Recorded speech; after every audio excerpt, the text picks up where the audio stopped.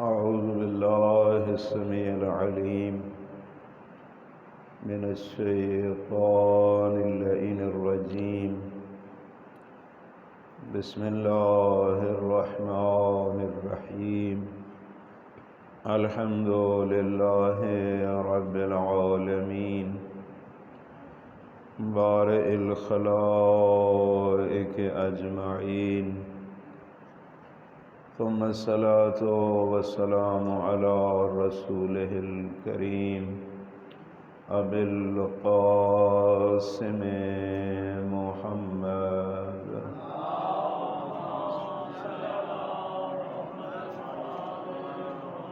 وعلى آله الطيبين الطاهرين المعصومين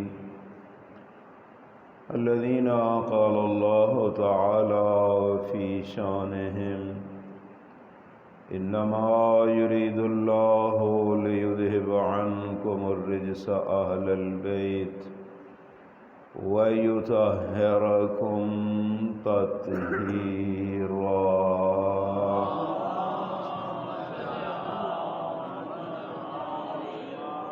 ورحمة الله على آبائهم وأصحابهم منتخبين، ولعنة الله على أعدائهم أجمعين. أما بعد، فقد قال الحكيم في كتابه: بسم الله الرحمن الرحيم. إنما المؤمنون الذين إذا ذكر الله وجلت قلوبهم وإذا تليت عليهم آياته زادتهم إيمانا وعلى ربهم يتوكلون الذين يقيمون الصلاة ومما رزقناهم ينفقون أولئك لهم درجات عند ربهم ومغفرة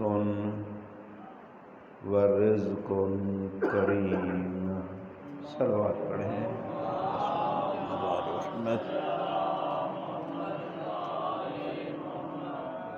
سامعین گرامی قدر، المقدمۃ جناب کی خدمت میں یہ بات عرض کی تھی کہ قرآن کی زبان میں اور وارثان قرآن کی زبان میں خالی ایمان بغیر نیک عمل کے اس کا وجود نہیں ہے، بلکہ معصوم نے اس کی نفی فرمائی ہے کہ جو لوگ یہ عقیدہ رکھتے ہیں کہ الایمان قول بلا عمل، کہ جو یہ کہتے ہیں کہ ایمان فقط قول ہے ساتھ عمل نہیں ہے، تو 70 انبیاء کی زبان پہ ان پہ لعنت بھیجی گئی ہے. اس لیے میرے بھائیوں، قرآن مجید پڑھیں، اس میں بھی مومنوں کی علامتیں موجود ہیں کہ مومن کون ہوتے ہیں. معصوم کے فرمان پڑھیں، وہ بھی بتائیں گے کہ مومن کے یہ اوصاف ہوتے ہیں. سورہ انفال کی جو آیت میں نے تلاوت کی، اس میں چند ایک اوصاف قرآن مجید نے صاحبان ایمان کے بیان فرمائے ہیں، اور یہ بھی میں تمہیداً عرض کر دوں کہ قرآن میں جہاں بھی آمنو ہے یا مومنون ہے یا یؤمنون ہے، سید الانبیاء کا فرمان ہے کہ ان سب کا امام علی بن ابی طالب علیہ السلام ہے. اللہم صلی علی محمد۔ اور ہم اسی کو ایمان سمجھتے ہیں، مومن بھی ہم اسی کو سمجھتے ہیں کہ جو کل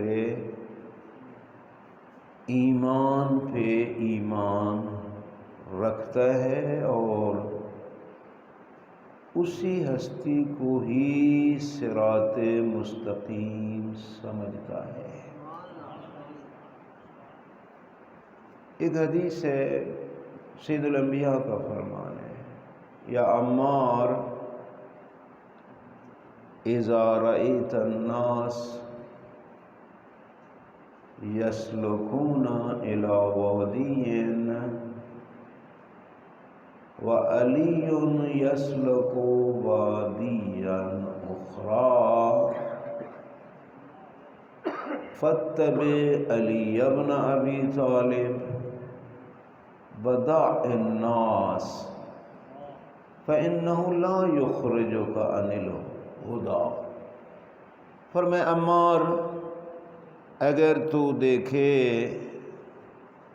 کہ پورے جہان کے لوگ ایک راستے پہ جا رہے ہیں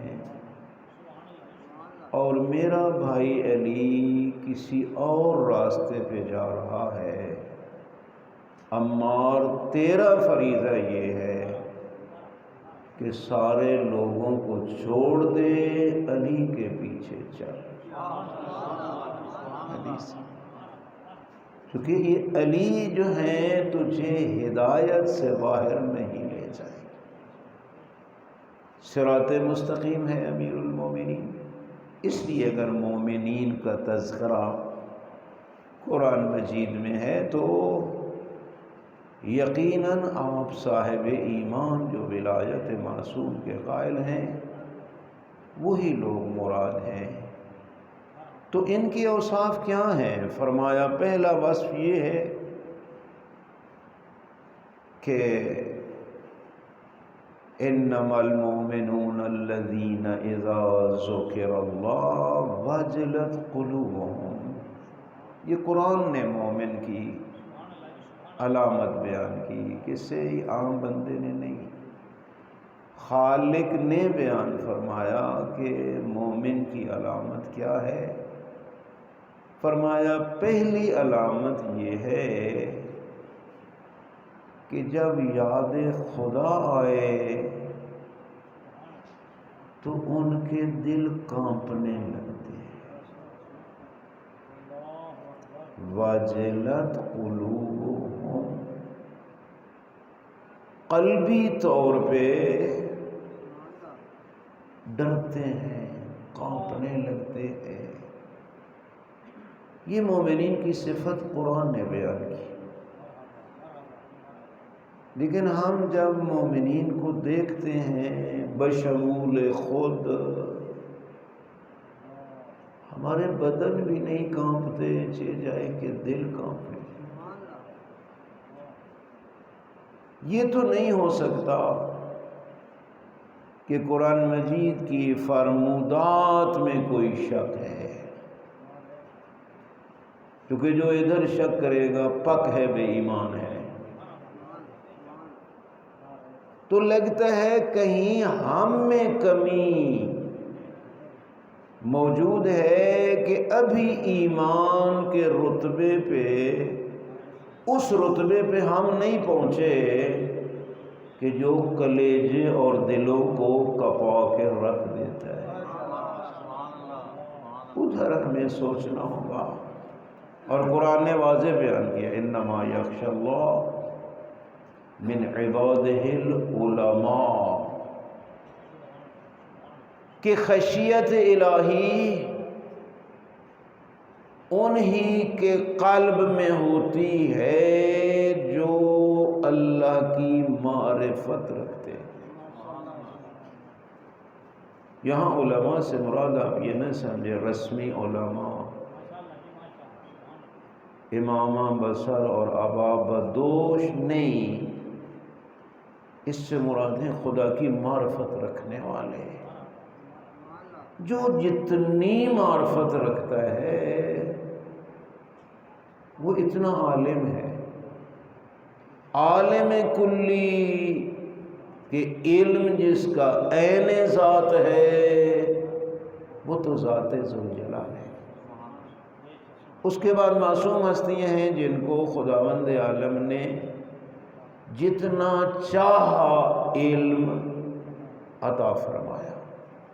ہم جاہل لوگ معصوم کے علم کی حدود بیان کریں، نہیں، ہمیں پتہ ہی نہیں ہے، ہماری رسائی ہی وہاں تک نہیں ہے۔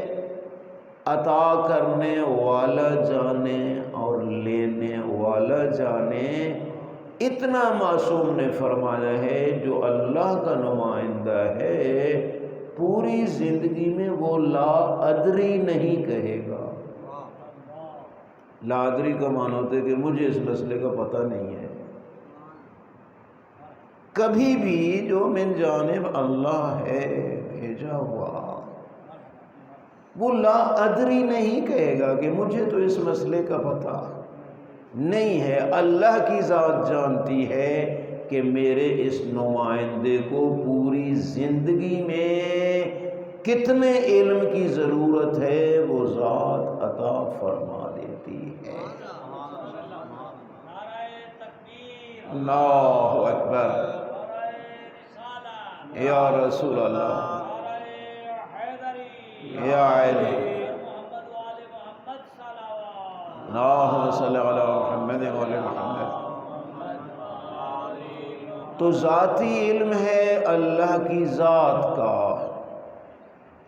وہ بھی علم ہے معصوم ہستیوں کا۔ وہ ان کو یہاں کوئی محنت نہیں کرنا پڑتی، بلکہ خداوند عالم اپنے نمائندے کو اتنا علم عطا کر کے دنیا میں بھیجتی ہے۔ اس علم کو وہبی علم کہا جاتا ہے۔ تیرا اور میرا علم کسبی علم ہوتا ہے، یعنی محنت کر کے ہم نے حاصل کرنا ہوتا ہے۔ جتنا محنت کریں گے، جتنا پڑھیں گے، اتنا ہی حاصل ہو جائے گا۔ اللہ کی توفیق اس میں بھی شامل حال ہے۔ اس میں بھی یہ کمال نہیں ہے کہ سب کچھ میرے اوپر، میرے بڑے فاضل دوست تشریف فرما ہیں، چونکہ حضرت کا ارشاد ہے اذا اراد اللہ بعبد خیرا فقہہ فی الدین۔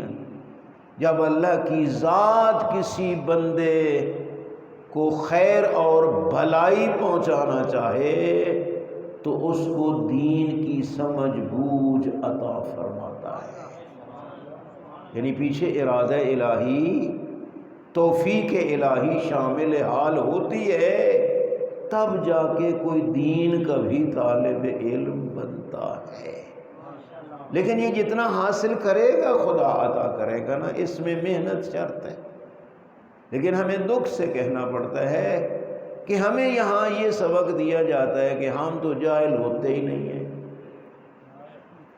یقین کرو، یہاں سے ہمیں یہ درس دیا جاتا ہے کہ ہم جاہل نہیں ہوتے، نہ اصول کا پتہ ہوتا ہے، نہ فروع کا پتہ ہوتا ہے، نہ کلیات فقہ کا پتہ ہوتا ہے، نہ جزیات کا پتہ ہوتا ہے۔ بتاؤ کوئی علم انسان بغیر سیکھے حاصل کر سکتا ہے؟ جب کوئی علم نہیں بغیر سیکھے حاصل ہوتا تو علم دین کس طرح؟ نہیں، یہ سیکھنا پڑتا ہے۔ آیت اللہ العظمیٰ السید ابو القاسم الخوئی رحمۃ اللہ علیہ، جن کی میں نے خود زیارت کی اور ان کی سیرت کو دیکھا، پڑھا، غور کیا، 90 سال کا بوڑھا 24 گھنٹوں میں فقط 4 گھنٹے آرام فرماتے تھے، باقی سب علم میں تحقیق کرتے تھے، تب خوئی بنے۔ ہم سمجھتے ہیں بس ہم تو آگے شیعوں کے گھر پیدا ہو گئے، ہم عالم علم لدنی بن گئے۔ نہیں، حاصل کرو گے تو کسی نتیجے پہ پہنچو گے۔ معرفت ہوگی تو پھر خشیت بھی ہوگی. محمد والے محمد بلند صلوات. ہم صلی علی محمد والے محمد. اگر معرفت ہی نہیں ہے پھر یقین کرو، آپ اپنی روش اور میں اپنی جانتا ہوں کہ ہم نماز میں کھڑے ہوتے ہیں اور صورتحال وہی ہوتی ہے جو دسترخوان پہ بیٹھے ہوئے ہوتی ہے. کوئی اتنا فرق نہیں ہوتا، بلکہ بقول مولانا غلام حسین نجفی شہید کہ وہ باتیں بھی ذہن میں آ جاتی ہیں جو کسی اور وقت نہیں آتی. لیکن سید الانبیاء نے جب مجھ جیسے کی نماز پڑھتے ہوئے مجھ جیسے کو دیکھا تھا، فرمایا تھا لو یعلم المصلی من یناجی من فطر. اگر اس نمازی کو علم ہوتا کہ میں حالت نماز میں کس ذات سے مناجات کر رہا ہوں، پھر اس کا ذہن ادھر ادھر نہ جاتا. سید الانبیاء کا فرمان ہے. تو اس کا کیا مطلب ہے میرے بھائی؟ حالت نماز میں بھی ہمیں پتہ نہیں ہوتا کہ کس کے سامنے کھڑے ہیں، کسے کہہ رہے ہیں ایاک نعبد و ایاک نستعین. لیکن معصوم ہستی کو دیکھیں، جب صادق آل محمد علیہ الصلوۃ والسلام، اللہم صلی علی محمد وعلی نماز نوافل میں کھڑے ہوتے ہیں، ایاک نعبد و ایاک نستعین کا 100 بار تکرار کرتے ہیں. 100 بار.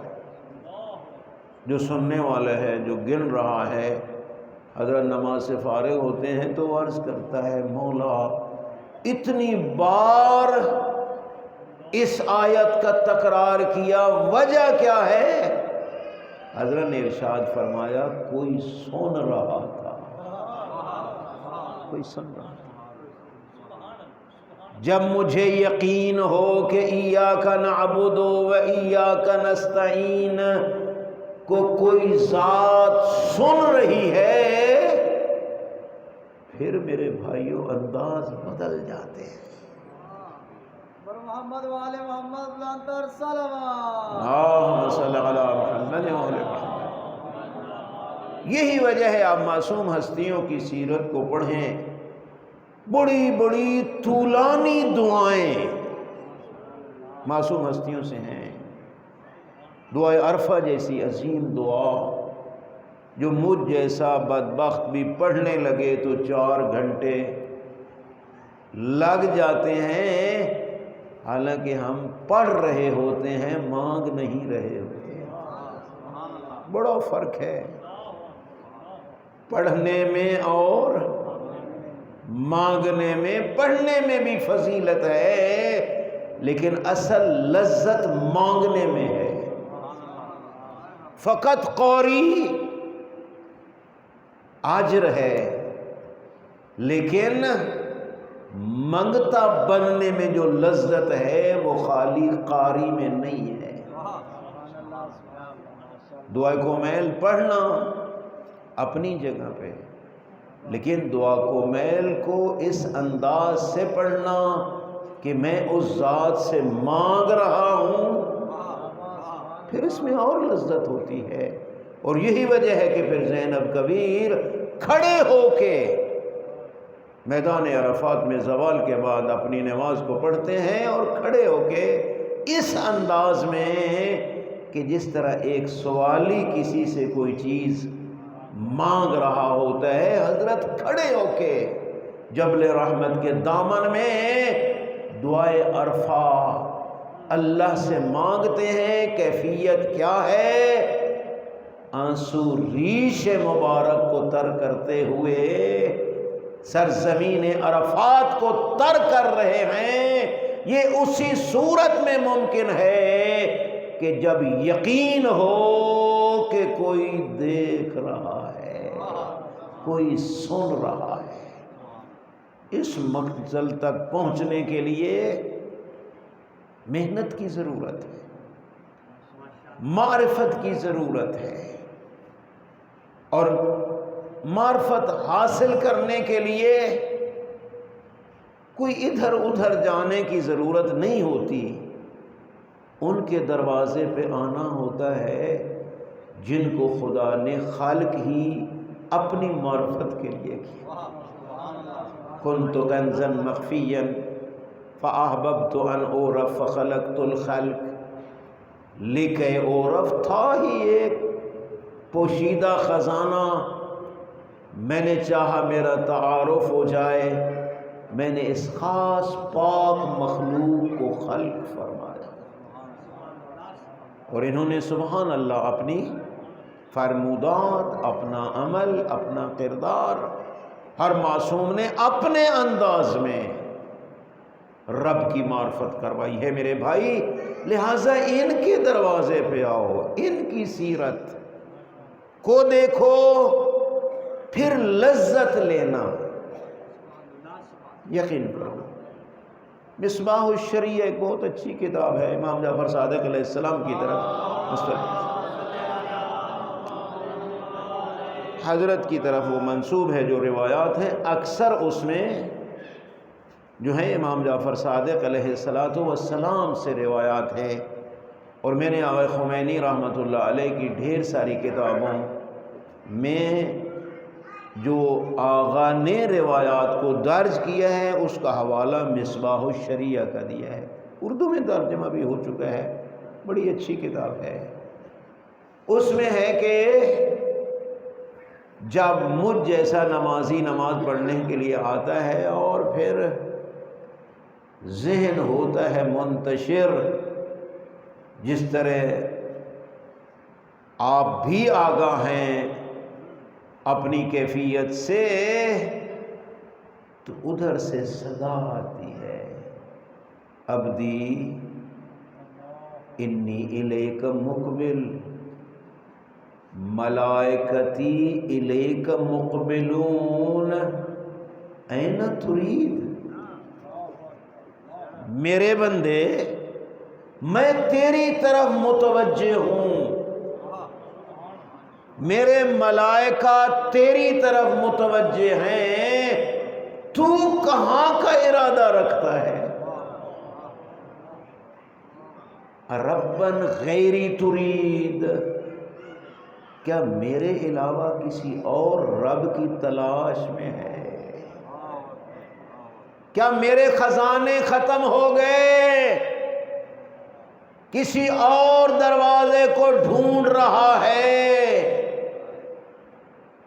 روایت میں ہے کہ 3 بار یہ صدا آتی ہے۔ اگر بندہ واپس نماز میں آ جائے، شکر خدا کرے، اور اگر نہ آئے تو پھر وہ ذات فرماتی ہے وَعِزَّتِي وَجَلَالِي لَأُحْرِمَنَّكَ مِنْ حَلَاوَةِ مُنَاجَاتِي، مجھے اپنی عزت و عظمت کی قسم، اب میں تجھ سے اپنی مناجات و عبادت کی لذت کو چھین لوں گا۔ یہ کیفیت ہوتی ہے۔ اگر عبادت میں لذت محسوس کرتا ہے، شکر خدا کر، اور اگر لذت نہیں پھر توبہ کر۔ کوئی ایسی غلطی ہو چکی ہے کہ لذتیں چھن چکی ہیں۔ جناب موسیٰ علیہ السلام، صلوات پڑھیں آپ ذرا، اللہم صلی علی محمد و آل محمد۔ حضرت کوہ طور پہ تشریف لے گئے، جاتے ہوئے ایک بندے نے کہا موسیٰ اپنے رب سے ہم کلام ہونے کے لیے جا رہا ہے، اپنے رب کو میری طرف سے کہنا کہ تیرا تو اعلان تھا کہ جو بھی تیری نافرمانی کرے گا تو اس کو سزا دے گا۔ میں نے تیری کتنی نافرمانیاں کی ہیں، تو نے مجھے سزا تو کوئی نہیں دی۔ کبھی بندہ یہاں تک گر جاتا ہے۔ گئے جناب موسیٰ علیہ السلام، رب سے ہم کلام ہوئے۔ موسیٰ میرے بندے نے کوئی بات کی تھی نا، میرے اللہ تیری ذات اس کی جسارت سے آگاہ ہے۔ ارشاد فرمایا موسیٰ اس کو جا کے کہنا میں نے سزا تو دے دی ہے، تجھے پتہ ہی کوئی نہیں۔ اور اس کو کہنا کہ میں نے اپنی عبادت کی لذت تجھ سے چھین لی ہے۔ اس لیے میرے بھائیوں اپنی کیفیت کو دیکھیں، محسوس کرتے ہیں لذتیں، شکر خدا کریں، ادائے شکر، پہچان شکر، بلند تر صلوات۔ اللہم صلی علی محمد و آل محمد۔ اور اگر میرے بھائیوں ہر چیز کو بھی ایک مصیبت سمجھ کے انجام دے رہے ہیں، پھر سمجھ لو کہیں کوئی ایسی غلطی ہوئی ہے کہ ادھر سے سزا مل چکی۔ معصوم ہستیاں تو کیا آپ غیر معصوم ہستیوں میں دیکھیں، ایسے غیر معصوم موجود ہیں جو پوری پوری رات ایک سجدہ میں گزار دیتے تھے۔ معصوم ہستیاں نہیں، غیر معصوم۔ اویس کرنی، جس کو ہم خواجہ اویس کرنی کہتے ہیں، عاشق رسول اعظم ہے، عاشق۔ چلتا ہے نا یمن سے، اماں اجازت ہے اپنے محبوب کی زیارت مدینہ میں کر کے آ جاؤں؟ بیٹا جاؤ، لیکن ٹھہرنا نہیں، جلدی واپس آنا ہے۔ آئے، اتفاق ایسا کہ حضرت سفر پہ تھے، کہا وہاں لوگوں کو کہ آیا تو زیارت کے لیے تھا، میری طرف سے ہدیہ سلام جب حضرت آئیں تو پیش کرنا، اور میرا عذر بھی پیش کرنا۔ اگر ماں کا حکم جلدی واپس جانے کا نہ ہوتا، میں اس وقت رکتا جب تک آپ آتے اور میں آپ کی زیارت کرتا۔ اس سے آپ مقام میں مادر کو بھی سمجھیں کہ مقام ماں کا کتنا بلند ہے۔ کہہ دے جلدی واپس آنا ہے، نبی کی زیارت سے بھی تو پھر واپس آنا پڑتا ہے، وہاں رہنا جائز نہیں ہوتا، چاہے سید الانبیاء کی ہی زیارت کیوں نہ کرنا۔ مقام مادر، اللہم صلی علی محمد۔ ہمارے بزرگ استاد، میں نے ان کے سامنے بیٹھ کے ان کی زبان اقدس سے یہ واقعہ سنا، فرمایا وہ تو چلا گیا نا، اور جب واپس آئے سید الانبیاء سفر سے، یہ بات قابل غور ہے کہ حضرت جب واپس آئے نا، مدینہ میں وارد ہوئے تو حضرت ارشاد فرماتے ہیں لوگو یہ مدینہ میں نور کیسا ہے۔ میرے بھائیوں توجہ کرو، حضرت سفر سے آتے ہیں مدینہ کی گلیوں میں، لوگوں یہ نور کیسا ہے۔ کوئی میرا مہمان آیا تھا، کو جی ایک جٹ جنگلی کھردرے لباس والا، ایک ناکا ڈاچی پہ سوار، اس نے آ کے آپ کے بارے میں پوچھا، اور ہم نے کہا آپ سفر پہ ہیں، وہ سلام بھی پیش کر گیا ہے اور کہہ گیا ہے اگر ماں کا حکم نہ ہوتا جلدی واپس آنے کا تو میں رک جاتا آپ کی زیارت تک، لیکن وہ مجبوری ہے۔ حضرت نے ارشاد فرمایا اویس آیا تھا میرے لیے نور ہدیہ چھوڑ گیا، نور ہدیہ چھوڑ۔ یہ اویس کرنی بزرگ استاد ہمارے فرما رہے تھے، اپنی اماں سے پوچھتا تھا اماں اجازت ہے کہ آج میں پوری رات ہی ایک سجدہ میں گزار دوں؟ ماں سے پوچھتا تھا، چونکہ مستحب عمل تھا نا، مستحب عمل کے لیے ماں باپ کی رضایت شرط ہوتی ہے۔ اماں اجازت ہے آج کی رات رکوع میں گزار دوں؟ وہ بزرگ استاد ہمارے ارشاد فرما رہے تھے آیت اللہ حسین مظاہری حفظہ اللہ، فرمایا پوری پوری رات رکوع میں گزار دیتا، پوری پوری رات سجدے میں گزار دیتا۔ یہ ایسے نہیں ہو سکتا جب تک سجدے میں لذت نہ آئے، یہ لذائذ اور سجدہ بڑی چیز ہوتی ہے۔ کل میرے بھائی نے بڑا جملہ کہا، یقین کرو اللہ کو سجدہ کرنا۔ ربیعہ صحابی ہے سید الانبیاء کا، 7 سال خدمت کی، جس طرح روایات کہتی ہیں سید الانبیاء کی خدمت کی۔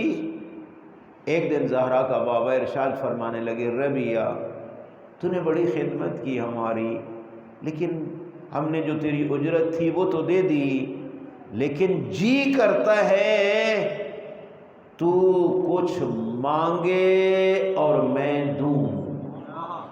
کتنا خوش نصیب ہے مولا، پہلے بھی آپ نے بہت کچھ دیا ہے۔ فرمایا نہیں، میرا جی چاہتا ہے کہ میں آپ کو کچھ دوں۔ اچھا مولا، اگر آپ کا پھر حکم ہے تو مجھے رات کو سوچ لینے دو کہ میں آپ سے مانگوں کیا۔ یہ بھی مصباح الشریعہ میں روایت ہے، معصوم امام جعفر صادق علیہ السلام کا ارشاد کہ اذا دعوت فانظر ما تدعو و اما تدعو، کہ جب دعا مانگنے لگتا ہے نا تو پہلے یہ سوچ لے کس سے مانگ رہا ہے اور کیا مانگ رہا ہے۔ ہم بدبخت کبھی اپنے اللہ سے بھی وہ چیز مانگتے ہیں جو اس کی شان کے مطابق نہیں ہوتی۔ بہت ضروری ہے پہلے سوچنا میں وہ چیز مانگوں جو چیز اس سے مانگنی چاہیے۔ کبھی ہم وہ چیزیں مانگتے ہیں میرے بھائی کہ انسان تعجب کرتا ہے کیا خدا سے یہ چیزیں مانگی جاتی ہیں؟ اس لیے میرے بھائیوں اور بزرگوں، یہ سب بے معرفتی کا نتیجہ ہے۔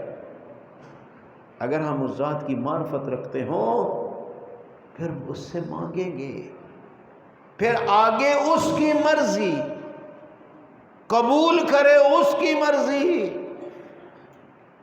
نہ دے اس کی مرضی۔ معصوم نے فرمایا کوئی دعا رد نہیں ہوتی، کبھی دنیا میں قبول ہو جاتی ہے، کبھی آخرت میں اس کا اجر ملتا ہے۔ آپ کے وہی معصوم امام، بہت ذہن میں آئی عرض کر دیتا ہوں، جن کے ایام ہم منا رہے ہیں، امام علی زین العابدین علیہ السلام، حضرت کا ارشاد ہے کتنی نعمتیں جو اس ذات نے بن مانگے دے دی۔ ہم نے نہیں مانگی. کتنی ہیں جو ہم نے مانگی تو اس نے دی، اور کتنی ہیں ہم مانگتے رہے، بڑے بڑے واسطے بھی دیتے رہے، پھر بھی اس نے نہیں دی. یہ 3 قسموں سے باہر نہیں جو ہم دعا مانگتے ہیں. معصوم نے فرمایا جو بن مانگے دی ان کا شکریہ بھی واجب ہے، جو مانگنے پہ عطا کر دی ان کا شکریہ بھی واجب ہے، جو مانگتے رہے اور اس نے نہ دی اس کا شکریہ اور زیادہ واجب ہے. جو نہیں ہے اس کا شکریہ. وہ میرے بھائی اور بزرگوں، خاصان خدا نہ ہونے کو بھی نعمت سمجھتے ہیں، نہ ہونے کو بھی. چونکہ جس طرح میرے بزرگ برادر نے کہا، اصل تو رضاً بقضائہ و تسلیما لامرہ ہے نا. میرا کام مانگنا ہے، مانگنا. میں مانگتا ہوں اس دربار کا، دے دے اس کی مرضی، نہ دے اس کی مرضی. فرمایا جو قبول نہیں ہوئی ان کا تو اور زیادہ واجب ہے. کیوں؟ فرمایا ہو سکتا ہے وہ آتی نعمتیں جو میں مانگ رہا تھا اسی وجہ سے ہی میں گمراہ ہو جاتا. کتنے لوگ ہیں چند ٹکے دنیا آ جاتی ہے انسانیت سے ہی باہر نکل جاتے ہیں. تو کتنا احسان تیرا کہ یہاں قبول نہ کر کے مجھے گمراہی سے بچا لیا. اور فرمایا جو تو نے نہیں دی تیرا یہ بھی تو وعدہ ہے کہ میں آخرت میں اس کا اجر دوں. جو دنیا میں دی ہیں یہ تو ضروری نہیں کہ مجھے اس کا اجر ملے. اس وقت اجر ملے گا اس نعمت کا کہ اگر میں اس کو اپنے خالق کی مرضی کے مطابق خرچ کروں گا. آنکھ دی ہے، نعمت دی ہے نا، اگر اس کو وہاں استعمال کروں جہاں دیکھنے کا اس نے حکم دیا ہے پھر تو اجر بھی ملے گا نا. تب ہی تو کہتے ہیں ماں باپ کے چہرے کی طرف دیکھ لے، تجھے پتہ نہیں میں حجوں کا اجر دے دوں گا. ماں باپ کے اگر یہی نظر میں پتہ نہیں کسی اور طرف دیکھ لوں تو، غیر محرم کی طرف دیکھ لوں تو کیا معصوم فرماتے ہیں سہم مسموم من سہام ابلیس، کے پھر شیطان کے زہریلے تیروں میں سے یہی آنکھ ایک تیر بن جاتی ہے جو کسی کو نہیں تیر لگتا، مجھے لگتا ہے. یہ تیر جو سہم مسموم من سہام ابلیس، یہ بری نگاہ کسی کو یہ تیر نہیں لگتا، یہ مڑ کے مجھے لگتا ہے، اور جس کا نتیجہ سوائے عذاب اخروی کے اور کوئی نہیں ہے. تو اگر نعمت کو میں وہاں خرچ کروں جہاں اس کے خالق نے حکم دیا ہے آج رہے، لیکن جو نہیں دی وہ تو نہیں دی نا، اس کے بدلے آخرت میں اجر موجود ہے. یہاں تک معصوم نے فرمایا کہ قیامت والے دن خداوند عالم اپنے اس غریب اور فقیر بندے جس کو نعمتیں کم دی تھی نا ان سے معذرت کرے. اب معذرت خدا کا کیا معنی ہے میرا ذہن وہاں تک نہیں پہنچتا، لیکن روایت میں نے پڑھی ہے میرے بھائی، حدیث قدسی پڑھی ہے. معذرت کرے گا اور کہے گا او میرے بندے، اگر میرا رزق فرعون کو پہنچ سکتا ہے، نمرود، قارون، ان بدبختوں کو پہنچ سکتا ہے، ابو ذر کو کیوں نہیں پہنچ سکتا؟ وہ خشک روٹیوں پہ زندگی گزار دے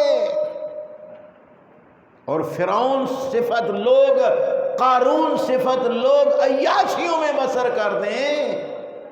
یہ نہیں کہ تو اس کے لائق نہیں تھا، میں نے جو تجھے محروم رکھا اس لیے رکھا تاکہ جنت میں تجھے یہ درجہ عطا کروں. راضی ہے؟ راضی ہے؟ اس وقت بندہ کہے گا کاش کوئی دعا بھی میری قبول نہ ہوئی ہوتی. ربیہ میں دینا چاہتا ہوں، لے مانگ۔ ماشاءاللہ ماشاءاللہ۔ مولا پھر تجھ سے مانگنا ہے تو پھر ایک رات کی مہلت پہلے مانگتا ہوں کہ میں اس رات سوچوں کہ آپ سے مانگنا کیا ہے۔ رات گزری، سوچتا رہا، صبح آیا حضرت کی خدمت میں، مولا منگتا آ گیا مانگنے کے لیے۔ فرمایا ٹھیک ہے میں حاضر ہوں، مانگ۔ یا حضرت اگر کچھ دیتے بھی ہو نا تو جنت میں اپنی ہمسائیگی میں گھر دلوا دو۔ میں اور آپ کیا مانگتے پتہ نہیں۔ جنت الفردوس میں اپنی ہمسائیگی میں گھر دلوا دو۔ فرمایا وعدہ ہو گیا، دلواؤں گا لیکن ایک شرط ہے، اعینونی بطول السجود۔ ایک کام تو کرنا ہے، تو نے جنت میں گھر دلواؤں گا اپنی ہمسائیگی میں، اور وہ کیا ہے؟ فرمایا لمبے لمبے سجدے دے کے میری مدد کرنا۔ لمبا سجدہ، لمبے سجدے انسان اپنے خالق کو کرے۔ میرے بھائی یہ نسخہ فقط ربیہ کے لیے نہیں، یہ نسخہ تیرے اور میرے لیے بھی ہے۔ اگر ہم بھی لمبے سجدے کریں، وہی سید الانبیاء ہمیں بھی جنت میں گھر دلوائیں گے۔ لیکن اگر ہم تو کریں ہی غیر اللہ کو، تو پھر کبھی غیر اللہ کو سجدہ، کبھی اللہ کو سجدہ، یہ پتہ نہیں کیسا سجدہ۔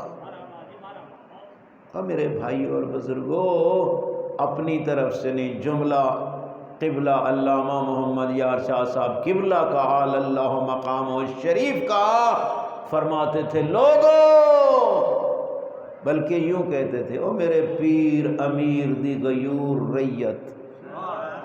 یہ لوگوں کی یا ایھا الناس کا ترجمہ قبلہ محمد یار شاہ صاحب فرماتے تھے، او میرے پیر امیر دی غیور ریت، جھک اسی کو جس کو علی جھکتا ہے۔ بلکہ فرماتے تھے جب میں علی کے فضائل پڑھوں نا، میرا جی کرتا ہے اس علی کو سجدہ کروں، لیکن جب اسی علی کی سیرت طیبہ کو پڑھتا ہوں کہ بستر کو چھوڑ کے کسی اور چوکھٹ پہ سجدہ ریز ہے، مجھے یقین ہو جاتا ہے لائق سجود وہی ہے جس کو علی ابن ابی طالب سجدے کر رہا ہے۔ اللہم صلی علی محمد۔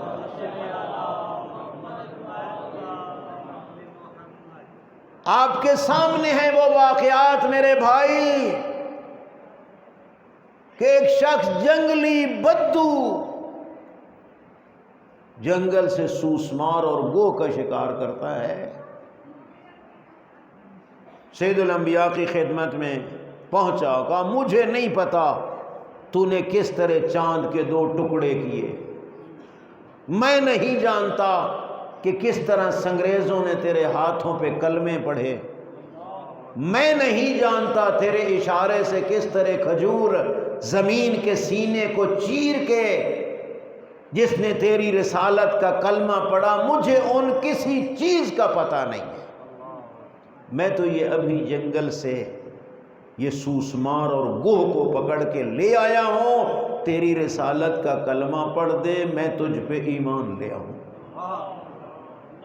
حضرت نے ارشاد فرمایا کہ پھر اس کو چھوڑ دے نا، کہا نس جائے گا نا، جنگلی ہے، فرمایا نہیں نسے گا۔ علامہ یار شاہ صاحب قبلہ آل اللہ مقام شریف بیان فرمانے لگے، یہ میں نے خود ان سے یہ جملہ سنا تھا کہ اس سوسمار نے اتنا فصیح عربی میں خطبہ پڑھا اور سید الانبیاء کی رسالت کی گواہی دی. فرمانے لگے ڈھکو صاحب کئی ہفتے تیاری بھی کریں تو اتنا پیارا خطبہ عربی میں نہیں دے سکیں گے جو سوسمار نے دیا. کیونکہ ڈھکو صاحب حافظ اللہ ان کے شاگرد تھے نا اور ان کی علمیت کے قائل تھے. تو فرمایا وہ اگر تیاری کر کے بھی اتنا خطبہ دیں تو شاید نہ دے سکیں جو اس سوسمار نے فصیح عربی میں سید الانبیاء کی رسالت کا اس نے خطبہ دیا اور حضرت کی رسالت کا اقرار کیا. وہ عرب بدو اب جھکا سید الانبیاء کو سجدہ کرنے لگا. یہ بات میں نے عرض کرنا تھی. جب سجدہ کرنے لگا حضرت نے اس کے سر کو اوپر فرمایا, کہا میری شریعت میں غیر اللہ کو سجدہ جائز نہیں, اگر ہوتا میں عورت کو حکم دیتا شوہر کو کر. اللہم صلی علی محمد. لیکن چونکہ جائز نہیں لہذا عورت بھی شوہر کو سجدہ نہیں کر سکتی. میرے بھائیوں اگر جائز ہوتا سید الانبیاء کو تو اور کوئی بھی نہ کرتا, اہل بیت تو کرتے. میں تو عموماً عرض کرتا ہوں تم علم کو سجدہ کرتے ہو, تشیع تو یہ کہتا ہے ابو الفضل العباس کو بھی جائز نہیں. نہیں اللہ اکبر یا رسول اللہ یا علی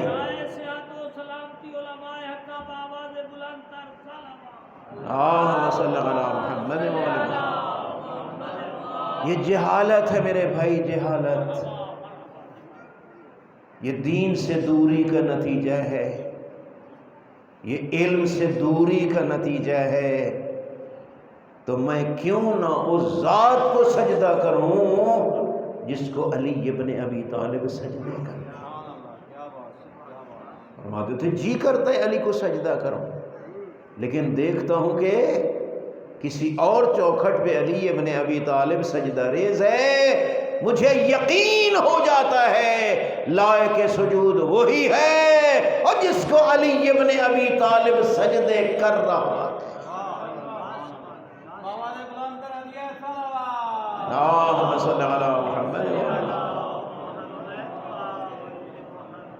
سجاد زین العابدین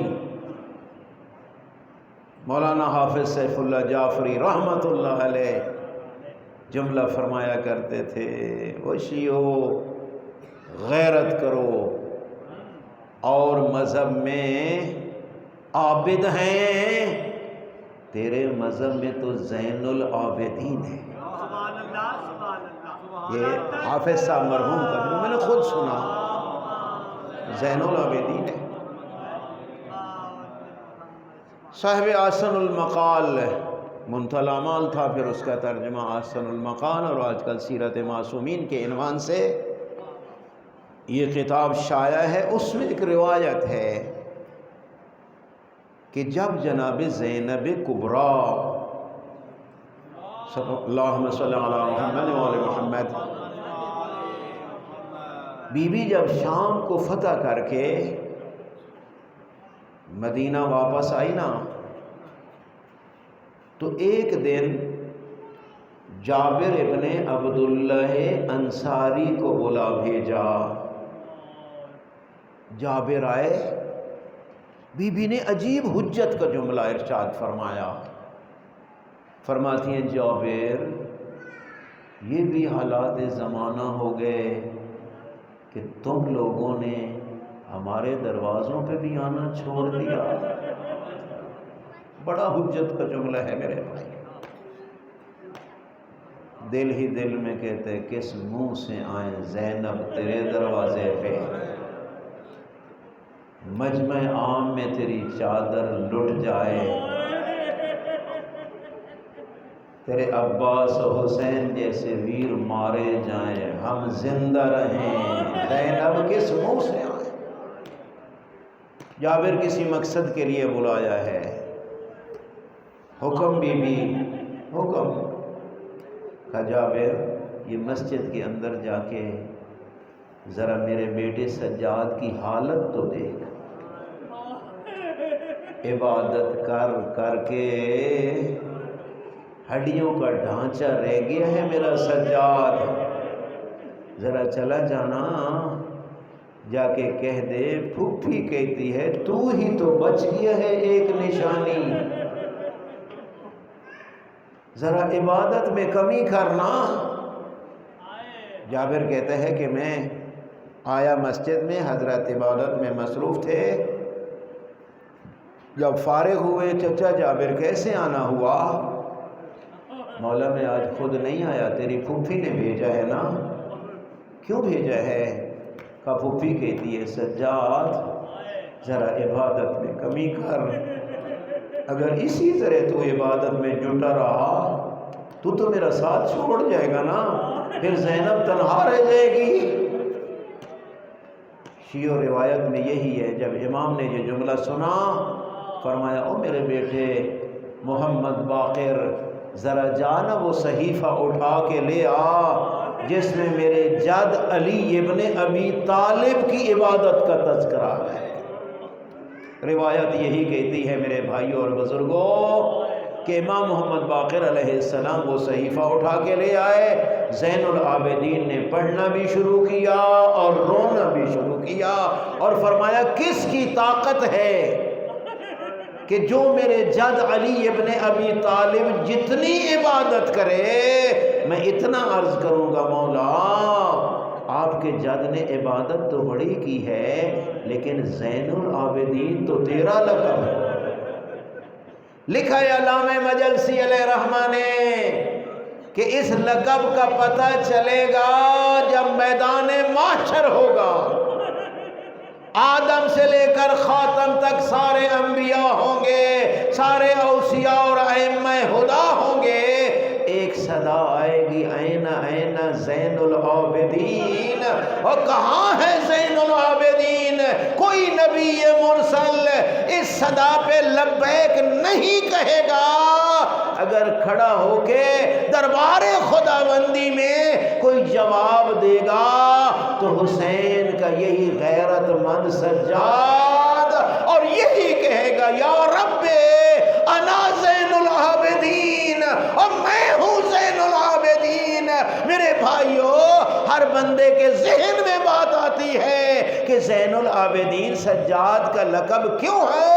اپنی فطرت سے پوچھ لو میرے بھائیو، اگر بہنیں پھپھیاں بیٹیاں پردے میں بیٹھی ہوں 1000 رکعت پڑھنا بھی آسان ہے، لیکن اپنی آنکھوں کے سامنے زینب کی چادر کو لٹتے ہوئے دیکھ کے سر بسجود ہو کے سبحان قدوسن رب الملائکۃ والروح کی تسبیح پڑھنا یہ سجاد زین العابدین کا کام ہے۔ انا للہ و انا الیہ راجعون۔ بار الہ